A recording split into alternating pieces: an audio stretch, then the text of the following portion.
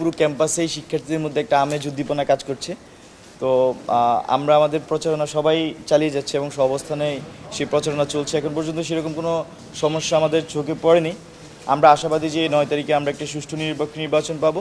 তবে একটি সংখ্যা শিক্ষার্থীরা মনে করছে, সেটি হচ্ছে যে নির্বাচন কমিশন কিছু কিছু জায়গায় আমরা মনে করছি যে শিক্ষার্থীরা মনে করছে নিরপেক্ষতা হারিয়েছে। সেটি যদি শেষ পর্যন্ত তারা নিরপেক্ষ অবস্থানে আবার ফিরে আসতে পারে, সেক্ষেত্রে আশা করি যে একটি সুষ্ঠু সুন্দর চমৎকার নিরপেক্ষ ইলেকশন আমরা পাবো ইনশাল্লাহ। আচ্ছা, নিরপেক্ষতা হারিয়েছে স্পেসিফিক আমরা বলেছি যে আচরণবিধি লঙ্ঘন অনেকে করেছে, তাদের বিরুদ্ধে ব্যবস্থা নেওয়া হয়নি।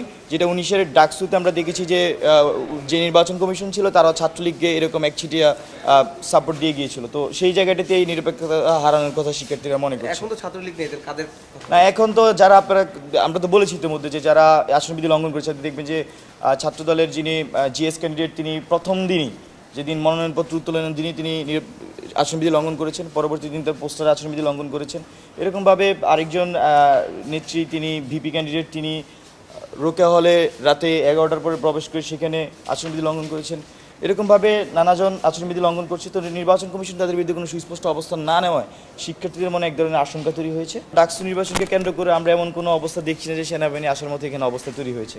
তো কেন নির্বাচন কমিশন এমন কথা বলেছেন, এটা তারাই সবচেয়ে ভালো বলতে পারবেন।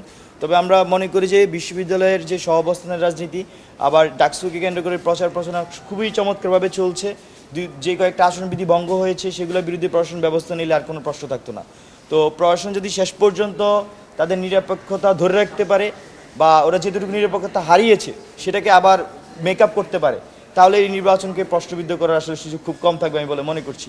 কিন্তু তারপরেও কিছু শঙ্কা রয়ে গিয়েছে, যেহেতু আচরণবিধি লঙ্ঘন করার পরেও তাদের বিরুদ্ধে ব্যবস্থা নেয়নি, এবং ইলেকশনের দিনে আসলে কোনো ধরনের মেকানিজম হয় কিনা সেই সন্দেহটা আছে। তো আমরা মনে করি এই আর্মি পুলিশ র্যাবের চেয়ে বেশি ইম্পর্টেন্ট যে নির্বাচন কমিশন আছে, তাদেরকে চেক অ্যান্ড ব্যালেন্সে আনা।